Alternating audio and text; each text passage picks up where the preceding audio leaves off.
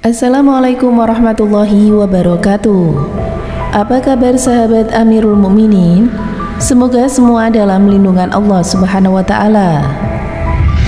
Berbicara tentang kisah nabi, mungkin yang populer di telinga kita adalah nabi-nabi yang disebutkan di dalam Al-Qur'an, seperti Nabi Nuh, Nabi Ibrahim, Nabi Musa, Nabi Isa, dan juga Nabi Muhammad serta nabi lainnya.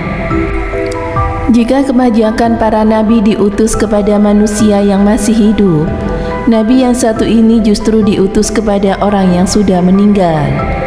Berdasarkan keterangan riwayat yang ada, nabi yang diutus oleh Allah berjumlah ratusan ribu orang. Abu Dzar dikisahkan pernah bertanya kepada Rasulullah, ada berapa jumlah para nabi? Nabi pun menjawab ada 120.000 orang dan Rasul ada 313 orang. Kisah tentang Nabi Hizkil tercantum di dalam Al-Quran.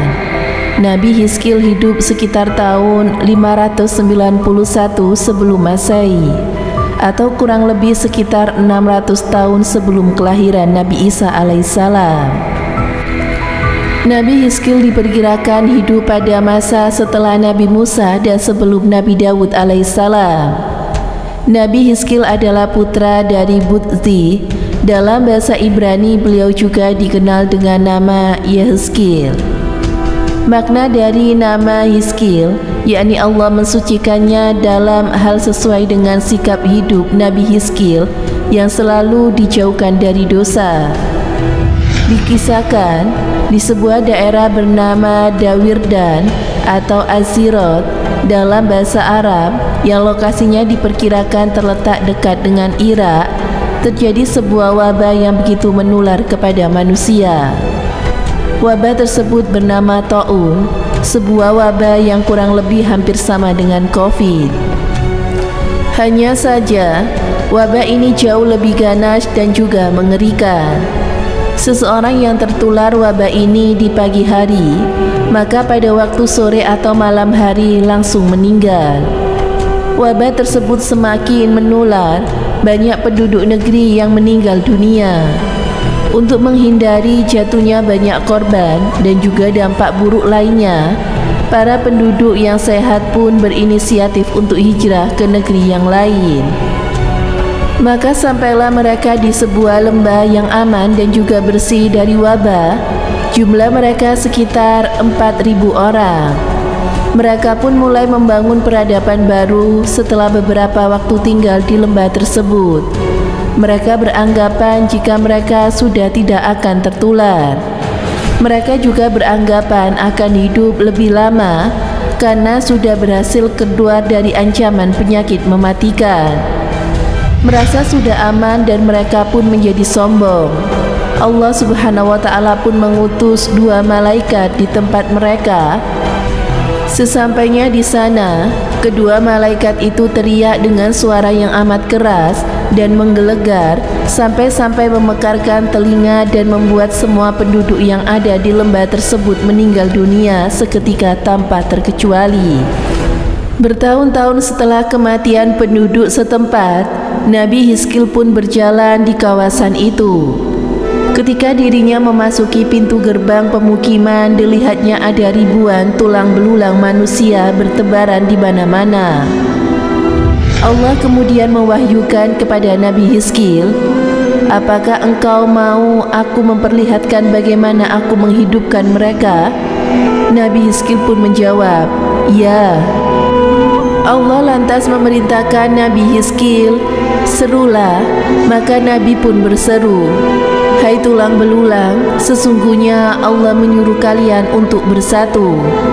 Seketika itu juga tulang belulang yang bertaburan tersebut bergerak saling menyatu dengan lainnya hingga menjadi jasad yang masih ada dalam bentuk tulang. Allah menghidupkan kepada Nabi Hizkil lagi untuk berseru hingga tulang belulang itu menjadi daging dan berbentuk manusia sempurna. Singkat cerita, mereka semua akhirnya kembali ke kampung halaman yang ditinggalkan karena wabah. Di sanalah mereka melanjutkan hidup hingga kembali wafat sesuai dengan ajalnya masing-masing. Allah Subhanahu wa Ta'ala berfirman kepada mereka, "Matilah kamu, kemudian Allah menghidupkan mereka. Sesungguhnya Allah memberikan karunia kepada manusia, tetapi kebanyakan manusia tidak bersyukur." Al-Quran Surat Al-Baqarah ayat 243. Salah satu ibrah atau pelajaran dari kisah ini menurut ahli tafsir, yakni tiada gunanya kewaspadaan dalam menghadapi takdir, dan tidak ada tempat berlindung dari Allah kecuali hanya kepadanya. Mereka melarikan diri dari wabah penyakit mematikan yang melanda mereka agar hidup mereka tetap panjang. Akan tetapi, pada akhirnya nasib yang menimpa mereka adalah kebalikan dari apa yang mereka dambakan. Rasulullah pernah berpesan melalui sabdanya, "Wabah tersebut pernah ditimpakan sebagian siksaan bagi umat-umat sebelum kalian.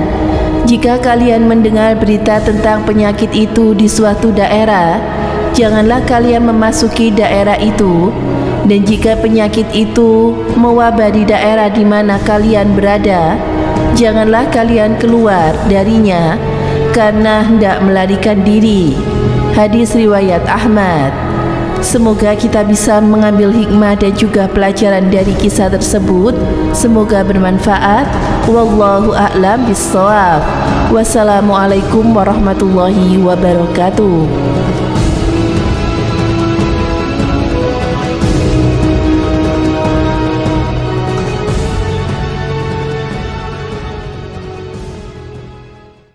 Assalamualaikum warahmatullahi wabarakatuh. Pemirsa Amirul Mukminin yang dirahmati Allah Subhanahu wa Ta'ala. Disebutkan dalam riwayat Imam Hakim bahwa jumlah nabi dan para rasul itu sangat banyak sekali. Disebutkan bahwa Abu Dzar bertanya kepada Rasulullah, "Berapa jumlah nabi itu?" Maka Rasulullah menjawab, jumlah nabi itu adalah 124.000 dan 313 diantaranya adalah Rasul. Disebutkan bahwa Nabi memiliki pengertian adalah seseorang yang memperoleh wahyu dari Allah dan tidak diwajibkan menyampaikan kepada umatnya. Sedangkan Rasul adalah seseorang yang menerima wahyu dari Allah dan ditugaskan dan berkewajiban menyampaikan kepada umatnya. Dari 124.000 nabi dan rasul itu tidak semuanya disebutkan dalam Al-Quran. Hanya ada 25 nabi dan rasul yang wajib diketahui berdasarkan Al-Quranul Karim. Al-Quran sendiri menyatakan bahwa tidak semua nabi-nabi itu diceritakan satu persatu dalam Al-Quran, karena Al-Quran merupakan kitab petunjuk, pengajaran, tarbiyah, pensucian, dan peringatan. Tujuan ini dapat terlaksana dengan menyebut nama atau sebagian riwayat hidup para nabi. Misalnya kisah Nabi Musa disebut dalam berbagai ayat, berulang-ulang diceritakan agar Allah ingin kita mengambil pelajaran dan hikmah dan kesabaran Nabi Musa alaihissalam. Dan bahkan ada nabi-nabi yang hanya disebutkan namanya, bahkan ada nabi-nabi yang diceritakan secara singkat saja di dalam Al-Quran. Di antara nabi dan rasul tidak disebutkan Al-Quran, tapi disebutkan dalam hadis maupun kitab Injil dan kitab Taurat. Misalnya Nabi Jirjis, Nabi Sid, Nabi Daniel, Nabi Hansalah, Nabi Syamun, dan nabi-nabi lainnya. Semoga memberi manfaat. Wassalamualaikum warahmatullahi wabarakatuh.